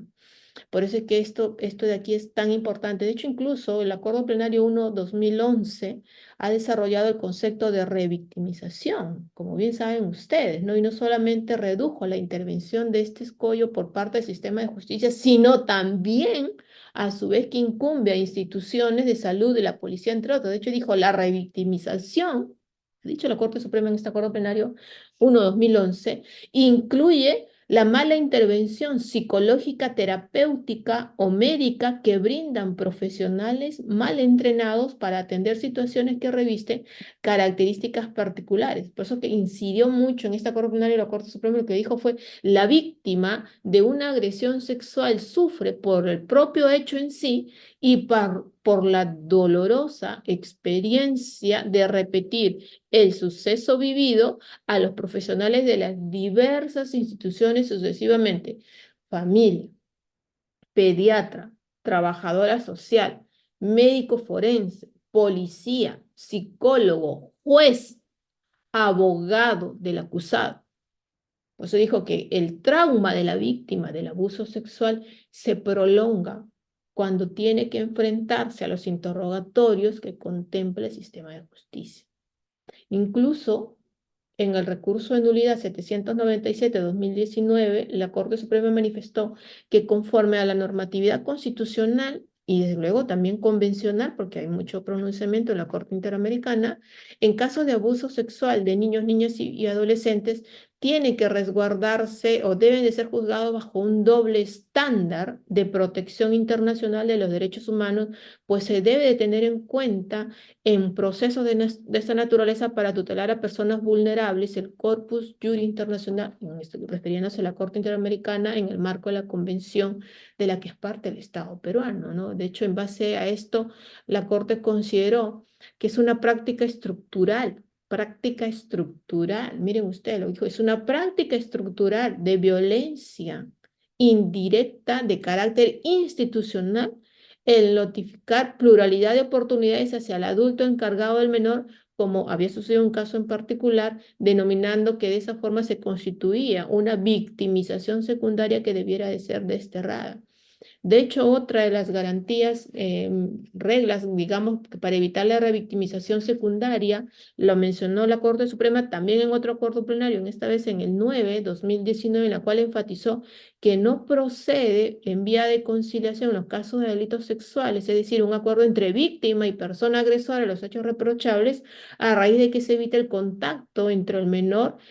digamos, entre el menor o el agresor con el agresor, que puede precisamente generar la revictimización. pues ello incrementa el daño sufrido y además de que es, en este caso, implausible un acuerdo reparatorio en estos tipos de delitos por su naturaleza. Obviamente. De hecho, incluso en el curso de nulidad 738-2022 se estableció la necesidad de interdictar, en este caso, la revictimización de los delitos de violación sexual, por la cual la Corte consideraba los siguientes puntos. Vean ustedes. Primero dijo, una política de gestión de casos que efectúe la indemnidad, que afectan la indemnidad sexual de menores de edad, es evitar su revictimización con su sometimiento reiterado a declaraciones sobre tan grave suceso. En segundo lugar, dijo, la imposibilidad de recepcionar la declaración de la víctima en cámara GESEL por ausencia material de instrumentos y logística necesarios no invalida la verosimilitud ni consistencia probatoria de lo relatado por la víctima en sede judicial, sobre todo si es que de dicho relato encuentra corroboración con otros medios de prueba periféricos. Y en tercer lugar, dijo, por tanto, es confirmable la sentencia que había declarado la responsabilidad penal en ese caso puntual del procesado si concurre suficiencia probatoria sobre su participación en el hecho en materia en cuestión. Un tercer derecho que tiene la víctima es el derecho a obtener una defensa legal gratuita. En caso de luego no cuente con defensa propia, asegurando de que de esta manera puede ejercer válidamente su derecho y desde luego a quien cobran vigencia los centros de asistencia, ¿no? La asistencia de derecho de la víctima o el centro de asistencia mujer, sí, el centro especializado mujer, los CEN, ¿no? Y yo diría que aquí nos falta, o le falta al gobierno, mejor dicho, desde luego, ¿no? Porque nosotros como ciudadanía debemos de impulsar o exigir. Hay excelentes abogados, no lo voy a negar, en los centros de asistencia mujer y siempre mis parabienes y felicitaciones en su labor que hacen. Pero también hay de los otros. Y a mí me tocó conocer un caso muy puntual donde lamentablemente no había, en ese caso particular, ojo, no estoy generalizando, insisto, hay muy destacados profesionales en esta labor, pero lamentablemente en este caso en que la familia nos pidió ayuda y apoyamos felizmente con buena conclusión un caso de una agresión sexual de una menor de edad. Había sido abusada entre 8 y 16 años, cuando tenía entre 8 y 16 años por su padre, eh, y había sido absuelto. Y a nosotros ya llegó con la apelación presentada por la anterior defensa particular. Había tenido en el juicio y durante todo el proceso había tenido defensa del CEN. En la apelación tuvieron un abogado particular y ya luego, días antes de la audiencia de apelación, nos piden ayuda y obviamente que la dimos inmediatamente. Pero lo que a mí me llamó la atención de este caso es que el fiscal, por ejemplo, en el juicio se había desistido de la declaración del médico legista y el abogado del CEN había aceptado también esta posición. Entonces, claro, al final el tipo terminó absuelto. Eh, no se habían presentado las pruebas oportunamente, no se habían hecho los interrogatorios debidamente. De hecho, insisto, es un caso muy aislado, o al menos el que tuvimos oportunidad de conocer en el despacho. Y me llamó la atención mucho eso, me llamó la atención porque no se había manejado debidamente tal cual el resguardo y al final, eh, lamentablemente, una sentencia que en verdad la compartiría tachando los nombres, desde luego, lamentable en el razonamiento y la cantidad de mentiras que había. Felizmente la sala subsanó ello y se encontró justicia. Pero es importante. Entonces, el tema del derecho a obtener una defensa legal gratuita y diría yo oportuna y eficiente también, porque así como se exige una defensa eficiente cara del imputado, acá también a la víctima con mayor razón tiene que darse una defensa eficiente. Y en cuarto lugar, ya desde el lado jurisprudencial, tenemos el caso J versus Perú y que fue también en el caso muy sonado que deben de Tuve oportunidad de conocer a esta persona también. El caso Azul Rojas Marín y otra versus Perú ante la Corte Interamericana, en la cual la Corte Interamericana, y deben de leer estos casos, es el caso J versus Perú y el caso Azul Rojas Marín y otra versus Perú, donde la Corte Interamericana identificó en este caso 6 principios rectores de observancia obligatoria en toda investigación que tiene que ver con violación de derechos humanos. Y dijo, en los casos de violencia contra la mujer, ciertos instrumentos internacionales resultan útiles para precisar y dar contenido a la obligación estatal de reforzar, de investigarlos desde las diligencias preliminares. Primero, que lo dijo la Corte Interamericana, la declaración de la víctima se realiza en un ambiente cómodo y seguro que brinde privacidad y confianza. En segundo lugar, que la declaración de la víctima se restringe de forma tal que se evite o limite la necesidad de su repetición. Desde el inicio hay que garantizar esto. Tercero, se brinda una atención médica, sanitaria y psicológica a la víctima, tanto de emergencia como de forma continuada, si es que así se requiere, mediante un protocolo de atención cuyo objetivo sea reducir las consecuencias de la violación. Cuarto, se realiza inmediatamente un examen médico y psicológico completo y detallado por el personal idóneo y capacitado en lo posible del sexo del que la víctima lo indique, ofreciéndole que sea acompañado por alguien de su entera confianza si es que la víctima así lo desea. En quinto lugar, se documenten y coordinen los actos investigativos y se manejen diligentemente la prueba, tomando las muestras que sean suficientes y realizando los estudios necesarios para determinar la posible autoría del hecho, asegurando otras pruebas como la ropa de la víctima, sin lugar a duda, investigando de forma inmediata en el lugar de los hechos y garantizando la correcta cadena de custodia. Y en sexto lugar, que se brinde el acceso a la asistencia jurídica gratuita de la víctima durante todas las etapas del proceso. Estos 6 principios, ha dicho la Corte Interamericana en estos 2 casos, son contra Perú. Miren ustedes, qué terrible. Terrible porque seamos el país demandado, bien porque la Corte ha sentado estos principios, pero que tienen que tenerse en consideración en cualquier tipo de investigación en los delitos de violencia sexual. Fundamentales, de no aplicarse algunos está viciando el proceso. Vayamos ahora con los derechos del investigado. Esto vamos a pasarlo muy rápido porque sin duda alguna son los transversales y como que todos los conocemos. No porque sean de menor importancia, por favor, no porque sean de menor importancia. Ya lo dijimos, partimos del criterio del principio de igualdad. El primero, obviamente, el principio de la presunción de inocencia o estado de inocencia, como lo denominan algunos, no como cualquier persona sometida sin lugar a dudas a un proceso penal, goza de una serie de derechos que buscan precisamente garantizar el principio de la presunción de inocencia y el debido proceso. En el artículo 224 de la Constitución se establece el derecho a esta garantía a la presunción de inocencia, por lo cual ninguna persona debe ser considerada como culpable antes de que exista una sentencia firme, lo cual implica, obviamente, que durante el proceso el investigado no debe ser tratado como culpable, preservando su dignidad hasta que se pruebe su responsabilidad. Como conocen, la garantía de la presunción de inocencia tiene 2 manifestaciones, como regla de juicio y como regla de trato. Como regla de juicio implica la presunción de inocencia que ninguna persona puede ser condenada si no ha existido suficiente prueba de cargo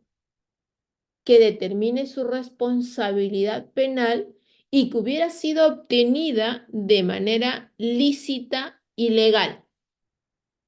Como regla de juicio, la presunción de inocencia implica que toda persona sindicada o procesada tiene derecho a ser tratada como inocente hasta que no exista una sentencia condenatoria firme en su contra. Ambas manifestaciones de la presunción de inocencia están vigentes también en estos tipos penales como en cualquier otro. En estos, obviamente, en los cuales sabemos que los delitos sexuales son por lo general cometidos de manera clandestina, que se realizan en ámbitos privados, en los cuales muchas veces tan solo se perpetran en presencia del autor y la víctima, por ello se tiene que el sujeto pasivo, aquí la víctima ostenta un carácter especial cuya declaración, desde luego, posee un valor trascendental dentro del proceso. Esta apreciación probatoria que se legitima en todo caso, asignar un peso importante al testimonio de la víctima no excluye que sea posible de ser dada también una falsa denuncia, ¿no? De hecho, el Tribunal Supremo Español en la sentencia 1030-2006 ha manifestado precisamente que la necesidad socialmente destacada de tutelar con la máxima contundencia la libertad sexual no puede conducirnos al debilitamiento de los principios fundamentales de un derecho penal democrático, como son, entre otros, la proporcionalidad, la culpabilidad y la legalidad, forzando una interpretación extensiva de los conceptos de violencia e intimidación que la doctrina jurisprudencial, como ustedes bien saben, considera que a efectos de la interpretación del tipo de violación o agresión sexual dentro de estos contextos y que desde luego se encuentra en una actividad discrecional del juez que pueda recaer o no una condena hacia un ciudadano que pudiera ser inocente. En segundo lugar, además de la presunción de inocencia, desde luego el derecho de defensa técnica. También aquí, desde luego, es importante el derecho de defensa fundamental. Yo creo que ahí ya también hemos conversado. Y de no tener el derecho, el abogado defensor privado ¿no? o designado por los recursos, pues tiene el derecho a contar con un abogado defensor público, pero claro, en ese contexto, a un derecho de defensa eficaz. Por eso que también el fiscal y juez tienen que estar muy atentos en caso, así como por el tema de la víctima también, hay que tener en cuenta eso, que la defensa sea eficaz. También el derecho a conocer la imputación, ¿no? Lo decíamos anteriormente, el derecho de defensa tiene una serie de aristas, una serie de manifestaciones, pues bueno, una de ellas precisamente derivada del principio de la imputación necesaria es el derecho a conocer la imputación, ¿no? Este derecho permite, de configuración del derecho de defensa, posibilita el ejercicio real y efectivo, entendido como el derecho a contradecir los cargos, ofrecer pruebas de descargo y alegar lo que sea conveniente para los propios intereses. En quinto lugar, y no menos importante, yo diría muy importante de cara a esto, es el derecho a la no incriminación, que es que se trata este derecho que tiene el imputado de que se centra en negar toda la colaboración con la acusación y no tener con ello ninguna consecuencia negativa, pues debemos recordar, y ustedes lo saben perfectamente bien, que el Estado es el garante del que el sospechoso no se incrimine en contra de su voluntad. De hecho, la aceptación de los cargos da lugar, voluntarias, obviamente, da lugar a alternativas de procedimiento de celeridad procesal, tales como la terminación anticipada o la conclusión anticipada, incluso en base a la ley 28.122 en su momento. Entonces, hay que tener en cuenta eso. Bueno, visto estos derechos, entonces, en los delitos de violación sexual tienen que ser garantizados de manera equitativa, de manera oportuna, de manera eficiente, asegurando un correcto balance entre la protección de la dignidad y protección y seguridad y bienestar de la víctima, así como el respeto a los principios de presunción de inocencia y el debido proceso del investigado. Este equilibrio, que debe estar presente en todos los procesos, es crucial no solamente para, digamos, preservar la legitimidad del sistema de justicia, sino también para fomentar la confianza pública en el tratamiento de los delitos tan graves como son la violación sexual. Vamos a un punto central en esta última media hora que nos queda de clase y se me permiten tomar algo de agua, por favor. Reader, nos hemos ido de corrido, pero ya voy a terminar. Tranquilo. Pruebas que fundamentan la formalización, o un aspecto central que tienen que ver con el tema de las pruebas, que en estos delitos diría yo que es fundamental también entenderlos y de sobremanera estar muy atentos a los que debemos tener en cuenta o tener en consideración. En los casos de violencia sexual, regulados de manera estricta, obvio, en el Código Penal, lo vimos en la sesión pasada, en cuanto a la tipificación, obviamente, y así como en el ordenamiento procesal penal, en cuanto a el correcto equilibrio, como lo estamos denominando minutos antes, entre la garantía y protección de la víctima y la garantía del debido proceso para el investigado, desde luego, el procedimiento para investigar y para sancionar estos tipos penales tiene que estar debidamente o cuidadosamente diseñados para asegurar la justicia sin vulnerar derechos fundamentales. Y uno de los aspectos claves en los delitos de violación sexual es precisamente la correcta recopilación y valoración, en este caso de las pruebas, ¿no? La formalización, por ende, que realiza o realizaría en su momento el Ministerio Público a partir de lo que ha reunido en la investigación preliminar, con la conducción operativa de la policía, se determina la existencia de indicios razonables de la comisión del delito y la posible responsabilidad penal del imputado. Este paso fundamental, ya que el éxito, lo dijimos en la introducción de esta charla, es fundamental que la investigación, el éxito de la investigación dependerá en gran medida de la calidad de los elementos de convicción o actos de investigación que realice, que a posterior van a ser los medios de prueba que se van a tener que actuar. Las principales pruebas en general en estos casos incluye, ya lo dijimos antes, la declaración de la víctima, los exámenes médicos y las pruebas psicológicas. Cada una de estas tiene su propio valor en el proceso penal, pero en conjunto, vistas todas íntegramente, permiten construir, o van a permitirle construir al juez una imagen clara de lo que pudo haber ocurrido o lo que ocurrió. Vayamos a lo primero, la declaración de la víctima. Obvio, hacer estos delitos de carácter clandestino, donde a veces tan solamente la víctima es la que ha tenido el conocimiento de esto por haber sido eso, víctima, constituye una prueba clave en los casos de violación sexual. Si la víctima que acude a denunciar los hechos tiene el temor de no encontrar la protección y ayuda que necesita, sumado a una serie de exámenes o trámites innecesarios, obviamente mucho peor o peor va a ser el caso del menor de edad, quienes no tienen una apreciación real de acceso a la justicia, los documentos o trámites a la cual debe enfrentarse ni el proceso que pueda iniciarse. Por eso hablábamos en la primera parte de la clase de este deber que tiene el Estado de resguardar el acceso a la justicia, ¿no? Se parte, que hablamos de la declaración de la víctima, de que el testimonio, por ejemplo, de un menor de edad es un testimonio especial. De hecho, si ustedes revisan el artículo 171 del Código, se le da esa condición, ¿no? En el cual se podrá disponer su recepción en privado, ya que se tratan de hechos que tienen una afectación psicológica, ¿no? Por lo mismo, también se regula como un supuesto de prueba anticipada en el artículo 242, inciso D del Código,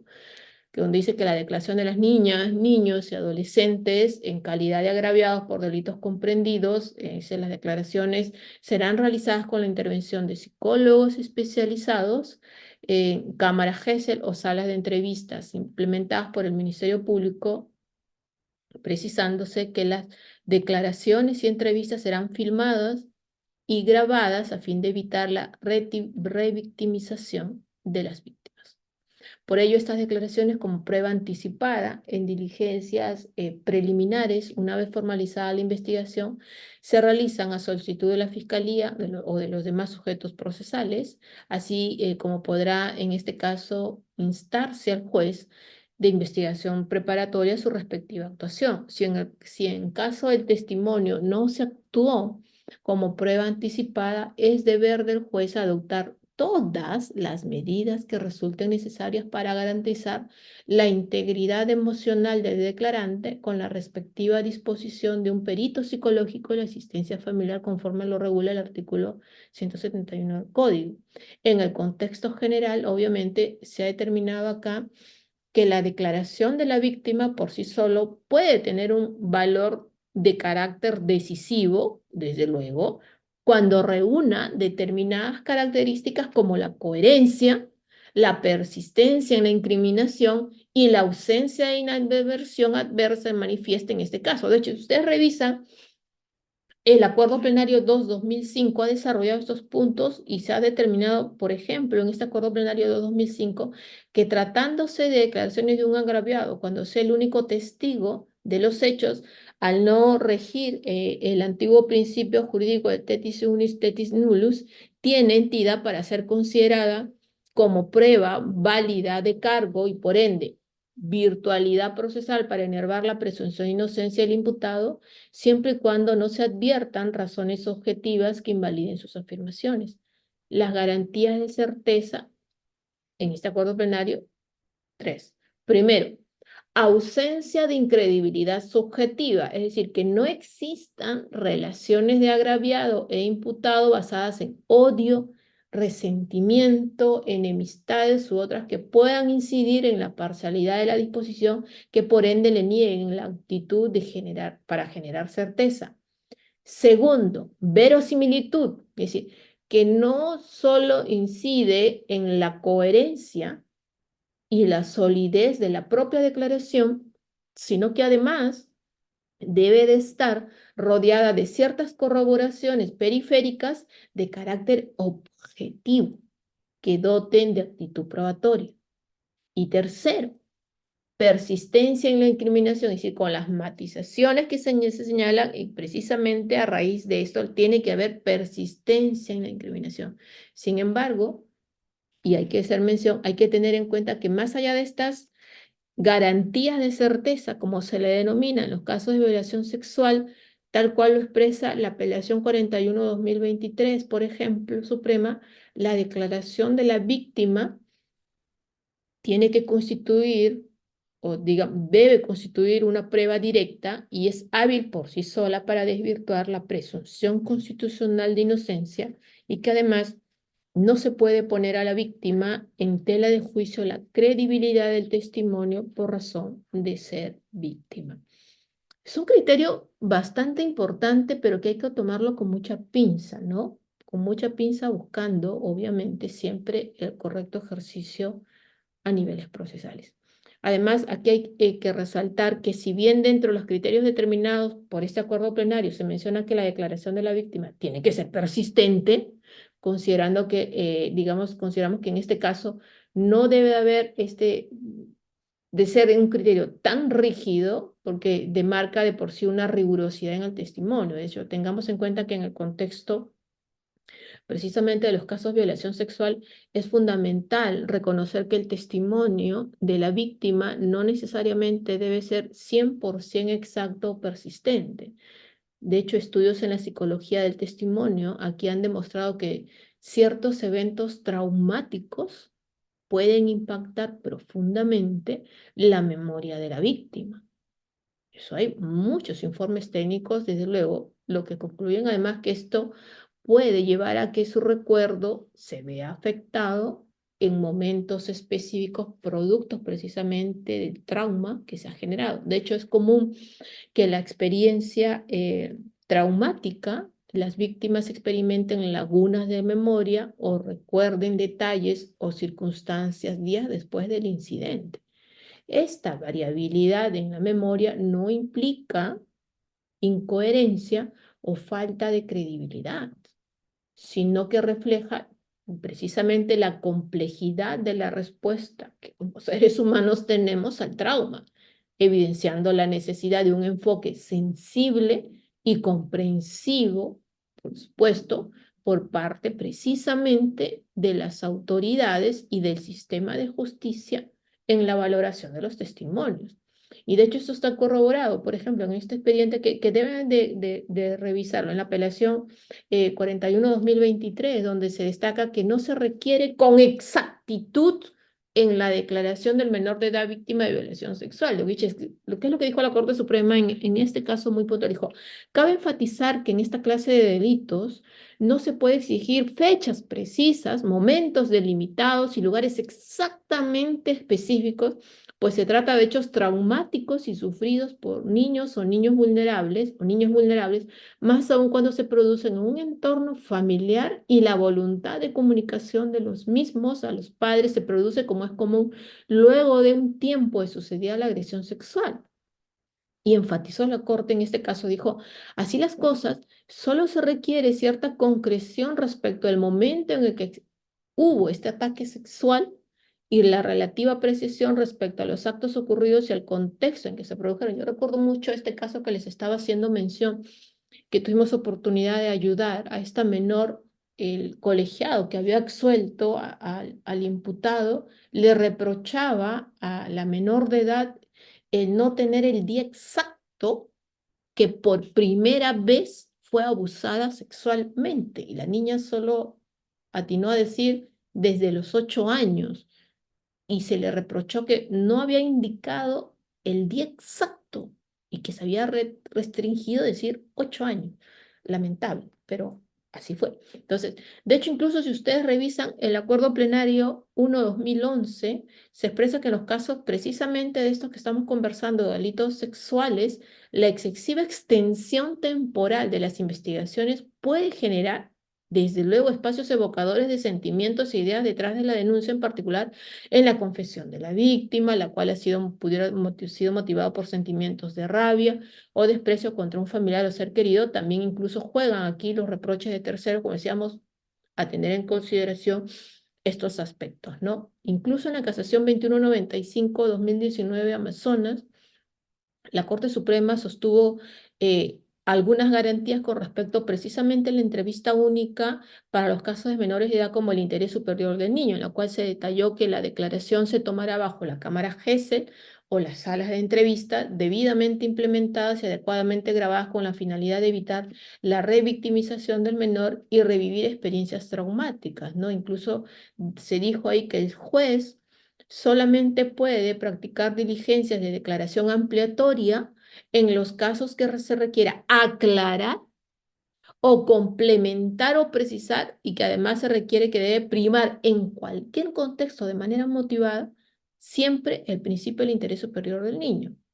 Finalmente, a tener en cuenta aquí que, como toda declaración incriminatoria de la víctima, en este caso de agresión sexual, tiene una entidad suficiente para ser considerada como prueba válida de cargo y así poder quebrar desde luego la presunción de inocencia que le asiste al investigado bajo las mismas garantías de certeza que han sido comprendidas en el Acuerdo Plenario 2/2005, con la salvedad de que la víctima tiene un perfil distinto en el caso en concreto, que es una valoración flexible y que, por tratarse obviamente de menores de edad, siempre practicando con diligencia en el interés superior del niño. Vayamos al segundo de los medios de prueba, que es el examen médico legal. Obvio, ya lo dijimos, también es una de las más relevantes. La medicina legal, que contiene estos conocimientos técnicos de la salud del sistema de justicia, que hace este apoyo, con el fin precisamente de que los justiciables puedan tenerse o sobre ellos un análisis informado de lo que ha acontecido. Así que este examen, el examen médico legal, lo que busca son evidencias físicas de la agresión, como desgarros, hematomas, signos de violencia en el cuerpo y zonas íntimas de la víctima, y que además se deben realizar exámenes ginecológicos en el caso de niñas o de mujeres o niñas que han sido violentadas. Incluso en el Acuerdo Plenario 4/2015, recuerden ustedes que la Corte Suprema ha establecido que en una víctima de violación sexual se debe establecer si ha sido objeto o posible de desfloración vaginal, acto contra natura, de otras lesiones físicas al cuerpo, y que el profesional examinador, lo dijo en este acuerdo plenario 4/2015, además de apreciar estas zonas físicas, deberá obtener todo vestigio material que se realice con este delito, y que además, tales como vellos púbicos, manchas de semen y muestras de contenido vaginal o anal, entre otros, que debieran de, en este caso, especializarse o puntualizarse. Este análisis, sin lugar a duda, resulta clave y fundamental. Incluso, en algunos casos, incluso, como ustedes bien saben, hasta exámenes, se requieren también exámenes de ADN. Sin embargo, un punto crucial aquí que debemos de mencionar es que la Corte Suprema ha determinado que la inexistencia, por ejemplo, de lesiones paragenitales no es suficiente para desacreditar la configuración del delito de violación sexual, ¿eh? Esto en el caso, por ejemplo, de la casación 129/2012, se había argumentado, la defensa del imputado había argumentado que no existían lesiones paragenitales que corroboraban la denuncia de violación, por lo que se había utilizado esta ausencia de lesiones como fundamento para rechazar la acusación de violación sexual. No obstante, ahí lo que la Corte Suprema enfatizó es que debían de considerarse las particularidades del caso en concreto al evaluar la prueba. Esto implicaba que no se podía establecer una regla general, de hecho cada caso es concreto, cada caso es concreto, una regla general que exija la existencia de lesiones para considerar que ha habido una violación sexual, ¿no? Por eso que ahí se determinó, si la violación sexual tuvo por medio la amenaza, no se requiere examen médico legal que concluya la existencia de lesiones paragenitales. Con ello se evidencia que la violencia puede manifestarse de diversas maneras y no solo a través de lesiones físicas visibles. En este caso que les comento, por ejemplo, que tuvimos oportunidad de ayudar, el examen médico legal no arrojaba lesiones recientes. Claro, estábamos hablando de una menor que había sido abusada desde los 8 años, durante 8 años hasta los 16. O sea, ya no era posible encontrar estas lesiones paragenitales, que, como ya bien lo estableció la Corte Suprema, ¿no? Una tercera prueba, y vamos terminando, una tercera prueba tiene que ver con la pericia psicológica de la víctima, ¿no? Como sabemos, desde luego, la comisión de estos tipos penales deja en la víctima un grave trauma de carácter emocional que genera en él o en ella daños físicos y visibles, sino que también un terrible, yo diría que el más perenne incluso, el daño psicológico. Este tipo de lesiones psíquicas en la víctima genera la dificultad precisamente de poder realizar sus actividades diarias de manera normal, o incluso puede generar que se recluya en su esfera social. Por eso que hay muchos niños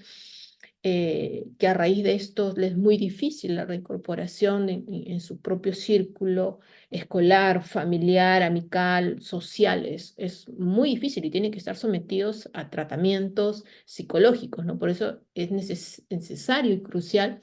que se desarrolle prontamente la pericia psicológica, la cual es la más idónea precisamente para en este contexto identificar el impacto de carácter emocional y psicológico que el delito ha causado en la víctima, lo cual es particularmente relevante por la naturaleza del mismo. Por eso es que es esencial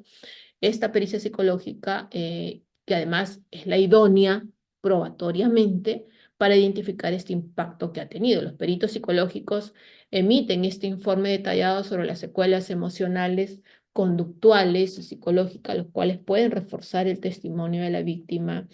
Por eso es que se tiene que basar estos profesionales técnicos en la conducta de la víctima, la historia clínica, psicológica y si consta alguna patología mental y la ejecución de la prueba psicológica en sí, ¿no? Además, recuerden ustedes que hay que tener presente que esta evaluación psicológica se realiza con un tiempo adecuado y usando determinadas herramientas que se consideren necesarias para poder precisamente extraer a la víctima la mayor información posible, ¿no? Por eso es que en el recurso de nulidad 1568-2022 Lima, se determinó que la evaluación psicológica realizada en menos de 5 minutos, no cumplía con un tiempo debido de acuerdo a la guía de evaluación psicológica forense en los casos de violencia contra mujeres e integrantes del grupo familiar, por lo que dicha prueba no podía tener calidad probatoria. O sea, hay que ser, digamos, como decíamos antes, profesionales técnicos adecuados, que sean competentes y tengan las capacidades necesarias, ¿no? Respecto sobre cómo valorar estas pruebas o estas pericias, de hecho, el Acuerdo Plenario 4/2015 ha determinado determinados aspectos que debemos de tener en cuenta. Ha dicho, hay que tener presente, en primer lugar, la acreditación del profesional que suscribió el informe documentado, el grado académico, la especialidad, la especialización psicológica, forense o similar. De ser posible, es necesario que se grabe la entrevista y se detalle cómo se llevó a cabo. Tercer lugar, evaluar si se efectuó de conformidad al estándar de la guía de procedimiento que acabamos de hacer mención, aunque esto no implica, desde luego, que no se deba evaluar los demás criterios, más allá del dato indiciario de la validez de la prueba pericial psicológica forense. Es importante que el juez, al momento de evaluar al perito, pregunte sobre la relevancia y la aceptación de la comunidad científica de la teoría que está usando. Esto es fundamental, no solamente para el perito, sino para el juez al momento de hacer la pregunta, sino para las defensas también. Y desde luego para el fiscal en su momento, policía en su momento, garantizar que sea un perito competente, técnico, capacitado y que también esté utilizando una teoría científicamente acertada. Además, el juez debe preguntar, ha dicho la Corte Suprema en este Acuerdo Plenario 4/2015, sobre un posible grado de error de las conclusiones a las que ha llegado el perito, debiéndose valorar que los sujetos que en estas pruebas tienden a responder con sinceridad los cuestionarios que se les hace, pero que existen excepciones que conviene controlar, así el único uso de autoinformes, por ejemplo, no es apto para el diagnóstico de los trastornos de personalidad, pues en comparación, obviamente, en comparación a las entrevistas clínicas, tienden a ocultar o a exagerar síntomas del paciente. Ahora, más allá de ello, es importante recalcar que el hecho de que se realice un informe de pericia psicológica no significa de manera automática que el juez esté en condición de emitir una condena. De hecho, usted revisa el recurso de nulidad 701/2022 Lima, estableció que la conclusión del informe no es suficiente, pues se dijo ahí: nuestra convicción libremente formada nos hace arribar a la conclusión que la fuerza acreditativa del hecho de la pericia es insuficiente para enervar la presunción de inocencia por los siguientes motivos. Una condena por un delito grave como es el de violación sexual de menor de edad no puede sustentarse únicamente en la conclusión de una pericia psicológica, pues esta bien aporta a acreditar el hecho, no es una prueba suficiente para arribar a una conclusión sancionatoria, más aún cuando se advierten serias,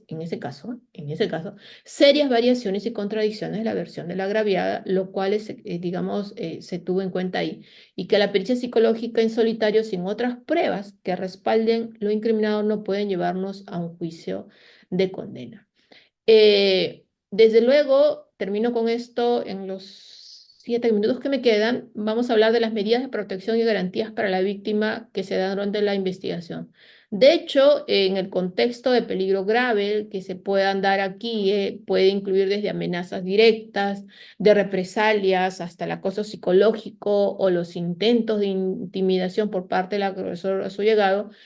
hacen necesario, imprescindible, que se suman determinadas medidas de protección que sean aplicadas de manera inmediata, como un seguimiento constante. La efectividad de estas medidas depende no solamente de su adopción, sino también de la oportunidad con la cual se ejecuten.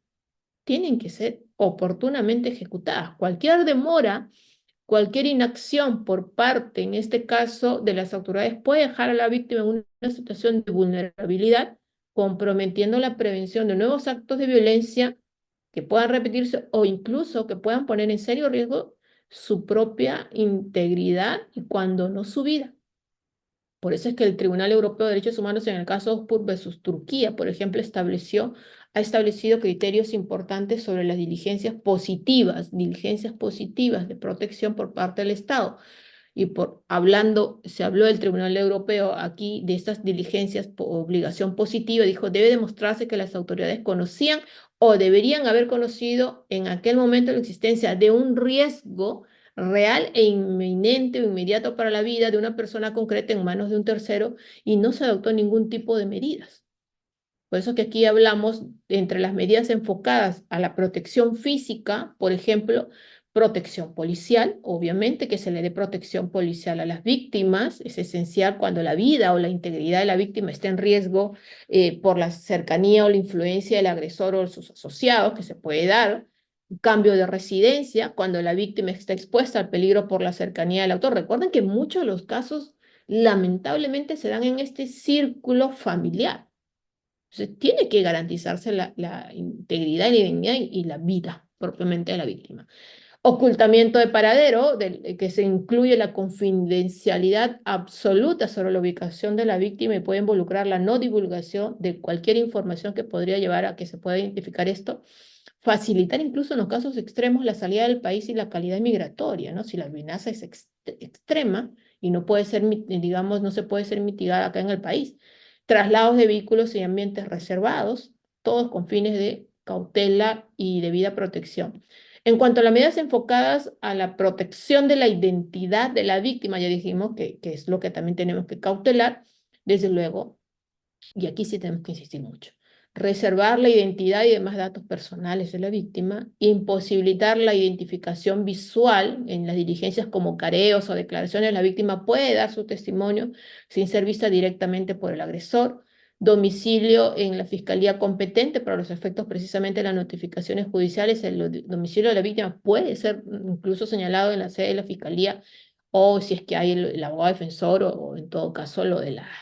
los centros de asistencia a mujer. Utilización de los procedimientos tecnológicos para exponer precisamente a la víctima, evitar la toma de imágenes, crucial y fundamental, y la emisión de documentos de identificación y medios económicos. En los casos excepcionales, obviamente, el juez puede utilizar la emisión de nuevos documentos de identidad para la víctima, permitiéndole cambiar legalmente su nombre o su lugar de residencia, junto, obviamente, con recursos económicos que sean necesarios para llevar a cabo este cambio. Como ven, este es uno de los tipos penales donde manda no solamente unas cuestiones de infraestructura e implementación de carácter político criminal, de un correcto diseño de justicia penal, sino por demás también una cabal y seria competencia que debemos de tener en cuenta. Todos nos incluimos nosotros ahí los abogados, todos al momento de tener una participación en cualquiera que sea, digamos, el momento en el cual intervengamos como jueces, como fiscales, como policías, como peritos, como abogados defensores, siempre tener la sensibilidad y la capacidad de reacción inmediata y oportuna ante este tipo de delitos que siempre evidentemente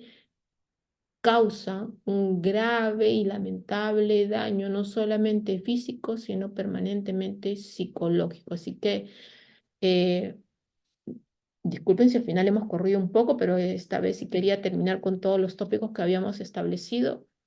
y les agradezco mucho y los felicito como siempre. Que sigan estudiando un sábado por la noche y a mis amigos de Udeápolis, a Reader, muchísimas gracias por la gentil invitación y bueno, esperamos que nos podamos ver en una próxima oportunidad